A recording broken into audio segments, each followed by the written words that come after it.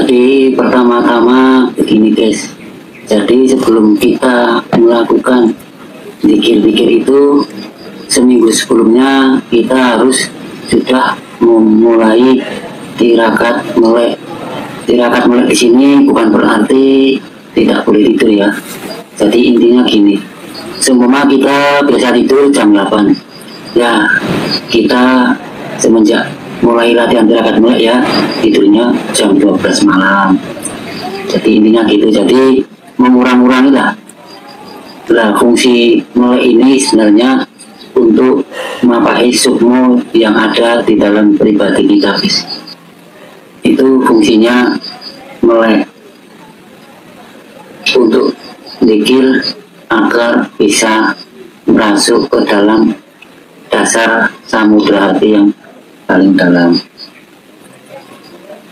Setelah tirakat melek sudah kita lakukan atau jalani, baru kita memulai tahap awal yaitu zikir.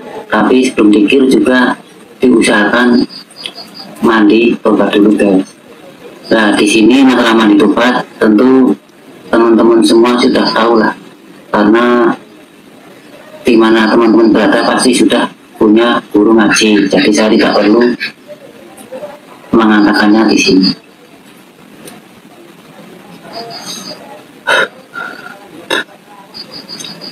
Di sini yang mau saya angkat yaitu tentang zikir yang disertai dengan perjalanan nafas guys.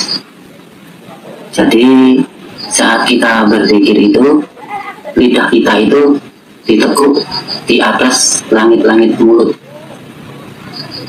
Nah ini fungsinya untuk memutar energi zikir agar benar-benar bisa full energinya. Setelah lidah ditekuk ke atas, maka kita bisa mulai berzikir. Zikirnya bebas, mau pakai la ilaha illallah boleh, Allah juga boleh.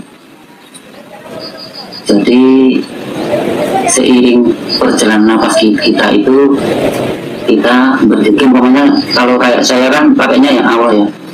Jadi gini,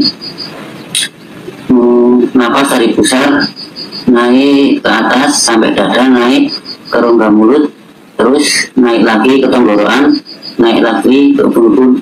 Itu secara pelan, tapi perjalanan nafas itu disertai dengan zikir, tapi secara siri. Jadi Allah Allah Allah, tapi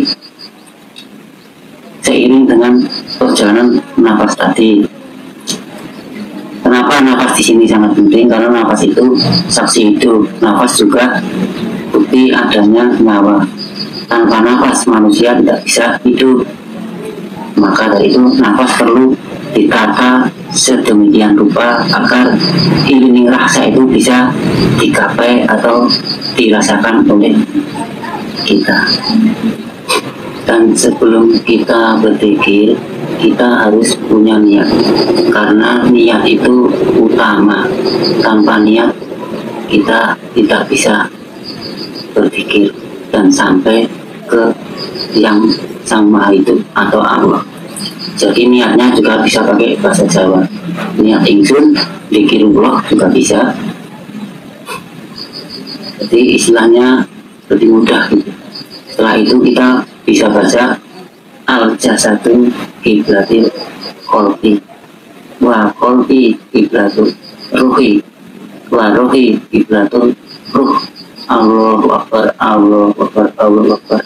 Nah itu tata caranya sebelum kita zikir guys, agar zikir kita bisa sampai ke Allah. Dalam zikir ini mata terpejam ya guys.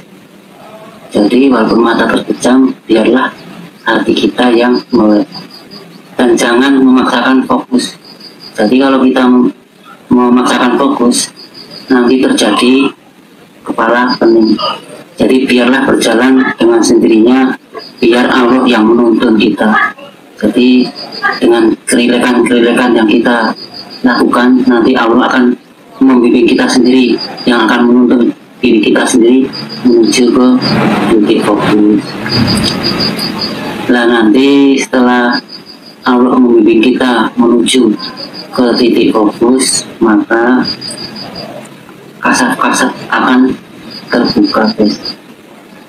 Jadi kalau kita sudah dibimbing sama Allah menuju ke titik fokus itu, maka yang akan kita rasakan yaitu alam semesta ini terasa hening dan kita seakan-akan lebur menjadi satu di situ. Itulah tanda-tanda keheningan mulai terjadi pada diri kita.